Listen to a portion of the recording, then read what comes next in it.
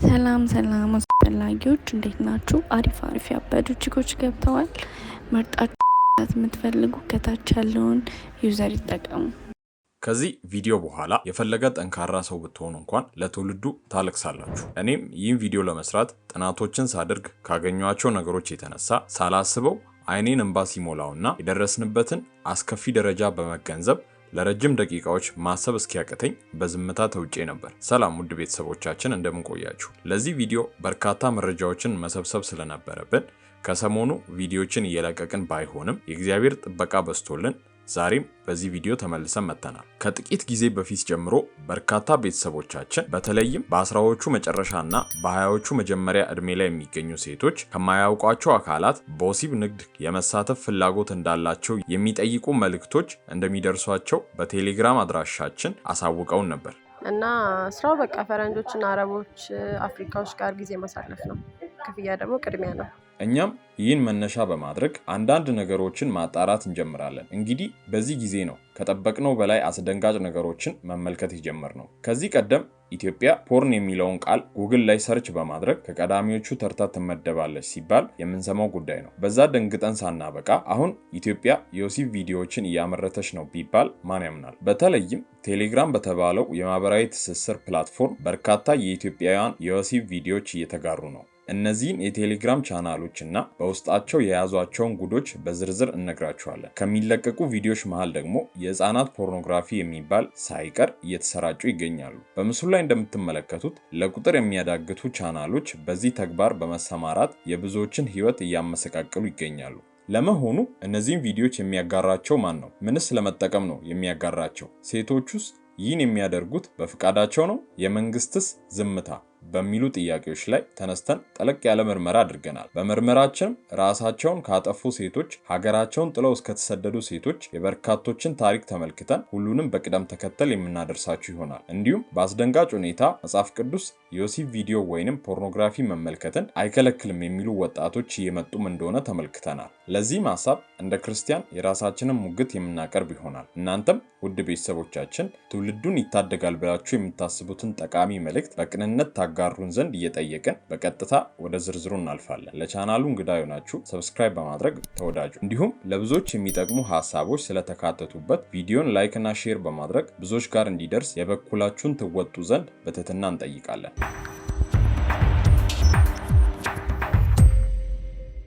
እውነቱን ለመናገር ኢትዮጵያ ውስጥ የወሲብ ንግድ በተለያዩ የምሽት መዝናኛዎችና አንዳንድ ቦታዎች በስፋት የሚተገበር ነገር እንደሆነ የሚታወቅ ነው። እንደ ሰባተኛ ያሉ አካባቢዎች ደግሞ በተለምዶ ከዚህ ነገር ጋር ተያይዘው ስማቸው ይነሳል። የአሁን ጊዜው ሰባተኛ ደግሞ ሁላችንም በእጅ ስልኮቻችን የምንጠቀመው ቴሌግራም ሆኗል። ችግሩ ቴሌግራም የወሲብ ንግድ መከወኛ እና የወሲብ ቪዲዮዎች ማጋሪያ መሆኑ ብቻ አይደለም። እነዚህ የአበሻ ፖርኖግራፊ ተብለው የሚለቀቁ ቪዲዮዎች የሚመጡበት መንገድ እና በዚህ ስራ ላይ የተሰማሩት አካላት አደገኛ እና በጭካኔ የተሞላ አካሄድ የብዙ ታዳጊ ህፃናት ህይወት እያበላሸ መሆኑ ነው። እኛም ይህን ቪዲዮ ለመስራት ስንነሳ ነገሩን ይበልጥ እንዳናስተዋውቅ ስጋት ቢገባንም ነገር ግን እየተበላሸ ያለው የብዙዎች ህይወት ነውና ጥቂቶች እንኳን ማትረፍ ከቻልን ብለን ነው ይህን ቪዲዮ ይዘን የቀረብ ነው። ነገሩን ይበልጥ ግልጽ ያደርገው ዘንድ ጉዳያችን በአንዲት ሔዋን የተባለች ልጅ አሳዛኝ እውነተኛ ታሪክ እንጀምረው። የዚች ልጅ ታሪክ ያገኘ ነው ሸጋ ከተሰኘ ዲጂታል ሚዲያ ሲሆን ለደህንነት ሲባል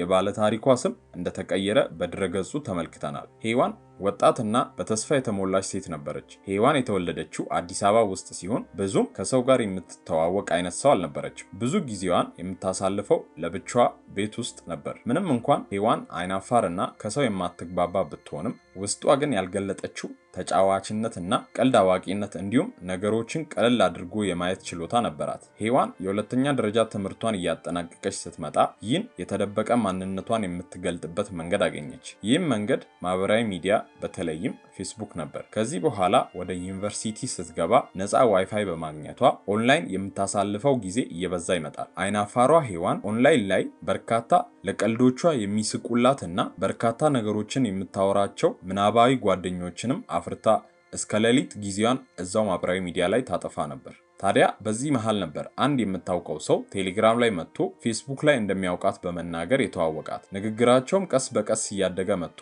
ወደ ፍቅር ይቀየርና የራቁት ፎቶዋን እንድትልክለት ይጠይቃታል። መጀመሪያ በሐሳቡ ባትስማማም ይህ የቀረባት ሰው መልካም መስሎ ስለቀረባትና ለብዙ ጊዜ ስታወራው የቆየችው ፍቅረኛዋ በመሆኑ በመጨረሻም ተስማማና እርቃኗን ፎቶ ትልክለታለች። ይህን ጊዜ ገና ከመጀመሪያ ጀምሮ ለዓላማው ሲያዘጋጃት የነበረውና ውጭ ሀገር እንደሚኖር የነገራት ይህ ሰው ወዲያውኑ ብሎክ ያደርጋታል። ልክ ይሄኔ ነበር ሔዋን መታለሏ የገባት። ይህ ካለፈ ከ5 ወራት በኋላ ሔዋን እዛ ኦንላይን ላይ ከሌላ ግለሰብ ጋር በአንድ ጉዳይ ክርክር ትገጥማለች። በዚህን ጊዜ የሚከራከራት ሰው የእርቃን ፎቶዋ እጁ ላይ እንዳለ በመግለጽ ይህችን ምስኪን ልጅ ክው ያደርጋታል። በዚህ ጊዜ ሔዋን የምትሆነው ግራ ይገባታል። ምስሎቿን እንዲያጠፋላትም ደጋግማ ትማጸናለች። ነገር ግን ይህ ሰው ያስፈራራትና በግዳጅ አብረው ወሲብ እንድትፈጽም ያደርጋታል። በዚህ ጊዜ ምስሎቿ ብዙዎች ጋር እንዳይደርስ በግዳጅ ከዚህ ሰው ጋር ግንኙነት ብትፈጽምም ያገኘችው ሰላም ግን ብዙም ሊዘልቅላት አልቻለም ነበር። ከዚህ ሰው ጋር አለመግባባቶች ይፈጠሩና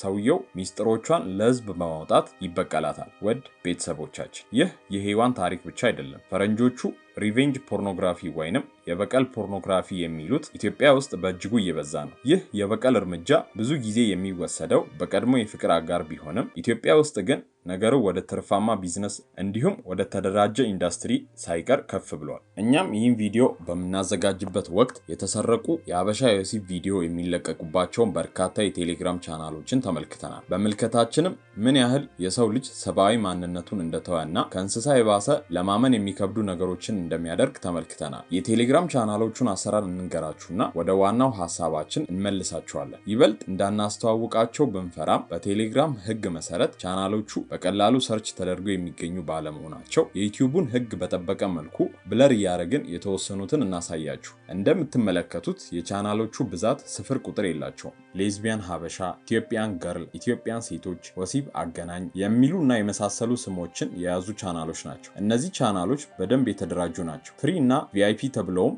ቻናሎቹ ለሁለት ይከፈላሉ። ፍሪ በተባሉ ቻናሎች የተወሰነ ሰውን የሚያማልል ነገር አስቀምጠው ሙሉ የወሲብ ቪዲዮዎች በክፍያ የሚገኘው ቻናል እንደተጋሩ ይናገራሉ።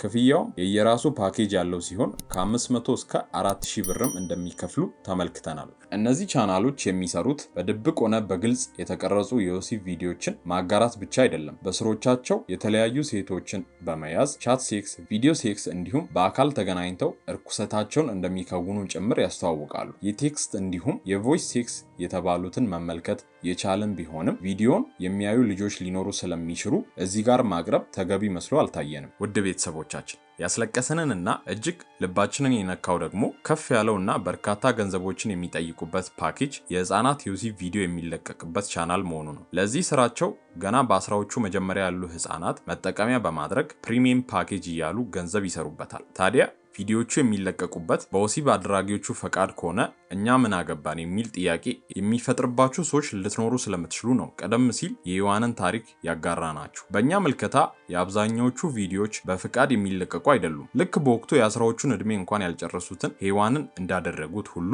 በየማህበራዊ ሚዲያው እየዞሩ ገና ታዳጊ ህፃናትን በማታለል እውነተኛ አፍቃሪ መስለው ግንኙነት ይጀምራሉ። በዚህ ጊዜ ብዙም የማያገናዝቡትና ከእድሜያቸው አንጻር አዳዲስ ነገሮችን ለመሞከር የሚቸኩሉ ታዳጊዎች የራቁት ፎቶቸውን ሲጠየቁ ይልካሉ። እንዲሁም ወሲብ ለማድረግ እንዲሁም ቪዲዮ እየተቀረጹ ለማድረግ ጭምር ቀስ በቀስ ፈቃደኛ ይሆናሉ። በዚህ ጊዜ ነው እንግዲህ ፎቶቸውም ሆነ ቪዲዮቸው ለህዝብ እንደሚወጣ የሚያውቁት ነገር አይኖራቸውም። ወንዶቹ ግን ከመጀመሪያ ቀን ጀምሮ ይህን እንደሚያደርጉት ያውቁ ነበር። ለዚህም ነው በተመለከትናቸው አብዛኞቹ ቪዲዮዎች የወንዶቹ ፊት የተሸፈነ የሚለቀቀው። እንግዲህ ከዚህ በኋላ ነው ሴቶቹ ላይ ችግር የሚመጣው። ባመኑት ሰው ይከዱና ባልጠበቁት መንገድ ለሽያጭ ሲቀርቡ ይታያል። አንዲት ስም እንዳይጠቀስ የፈለገች በጉዳዩ ላይ ጥናት ያደረገች ባለሙያ እንደነገረችን ከሆነ በዚህ ሳቢያ ራሳቸውን የሚያጠፉና ከሀገር የሚሰደዱ ሴቶች በእጅጉ ተበራክቷል። ከላይ ታሪኳን ያጋራናችሁ ሔዋንም ብትሆን ለ6 ጊዜ ያህል ራሷን የማጥፋት ሙከራ እንዳደረገች ትናገራለች። ስለዚህ ይህን ቻናል የምትመለከቱ በተለይም ታዳጊ ሴት እህቶቻችን እባካችሁ ራሳችሁን ጠብቁ። የፈለገ የምታምኑት ሰው ቢሆን እንኳን እንዲህ ያለ ፎቶና ቪዲዮ ለማንም መላክ አስፈላጊ አይደለም ለሰው ማጋራት። በራስ ስልክ እንኳን እንዲህ ያለ ነገር መያዝ መዘዙ ብዙ እንደሆነ በአንድ ወቅት መነጋገሪያ ከነበሩት ጋዜጠኛዋ መቅደስ ደበሳይና ቲክቶከሯ ባምቢ አበሻ ብዙ መማር ይቻላል። እባክሽ እህቴ ያንቺን ገላ ማየት የተፈቀደለት አንድ ሰው ወደፊት የምታገቢው ባልሽ ብቻ እንደሆነ ወቂ። ከዚህ ውጭ የሚደረግ ነገር ሁሉ እርኩሰትና ከእግዚአብሔር መንገድ የሚያርቅሽ የጥፋት መንገድ ነው። ለትንሽ ጊዜ ደስታ የሚገኝበት ቢመስልም መጨረሻው ግን ውርደትና ሲኦል ነው። ስለዚህ በትዕግስት እግዚአብሔር የፈቀደልንን ጊዜ እስኪደርስ ራሳችንን እንጠብቅ ዘንድ መልእክታችን ነው። ከዚህ ጋር በተያያዘ ደግሞ ከሰሞኑ በሴቱ ኢንቦክስ እየመጡ የወሲብ ስራ መስራት ከፈለግሽ የሚሉ አካላት እየበዙ መጥተዋል። ለጥንቃቄ ይረዳን ዘንድ ይህን አደገኛና ቀደም ሲል ወደ አነሳንላችሁ መንገድ የሚመራን አደገኛ ነገር እንንገራችሁ። ልጅ ተላከልኝ ብላ የምታሳየውና ከፈረንጆቹ ጋር ወሲብ በመፈጸም በርካታ ገንዘብ ማግኘት ትችላለሽ የሚል መልእክት በርካታ ታዳጊ ሴቶች ጋር እየተላከላቸው ይገኛል። እንግዲህ ይህ ደግሞ አዲሱ መንገዳቸው መሆኑ ነው። ይህ ሜሴጅ የሚላከው በተለያዩ አካውንቶች ቢሆንም ሊሊ መስፍን፣ መሳይ መኮንን፣ ሊንዳ እና ያፒ የተባሉ ስሞች ያላቸው አካውንቶች ዋናዎቹ ናቸው።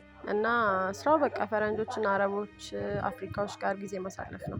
ክፍያ ደግሞ ቅድሚያ ነው። ባደረግነው ማጣራት እነዚህ አካውንቶች በጠቅላላ ፌክ ናቸው። የሰው ስምና ፎቶ እንደሚጠቀሙ ደርሰንበታል። እውነትም እንደዚህ ብለው እንደተባለው የተጋነነ ክፍያ የሚያስገኝ የወሲብ ስራ የሚያገናኙ ሳይሆኑ ቅድሚያ የኮሚሽን እያሉ የተወሰነ ሳንቲም ለመለቃቀም የሚሰሩ ሌቦች ናቸው። እንኳን ውሸት ሆነ እያልን ለጥንቃቄ ከጠቀመ በሚል የደረሰንን መረጃ አጋርተናል። ውድ ቤተሰቦቻችን ሁላችንም ለትውልዱ የምንጸልይበት ልጆቻችንን ከክፉ መንገድ ልንጠብቅ የሚገባን ጊዜ ከመቼውም በላይ አሁን ነው። የምናደርጋቸው ነገሮች ሁሉ በማስተዋል እናድርግ። ለጊዜያዊ ደስታ ብለን የማንወጣበት ጣጣ ውስጥ አንግባ እያልን እዚህ ጋር እናበቃለን። ይህ ቪዲዮ ጥቂት ባለማወቅ እየጠፉ ያሉ ታናናሾቻችንን ከመለሰ እንኳን ሼር በማድረግ አድርሱልን። በቀጣይ እስክንገናኝ በሰላም ቆዩ።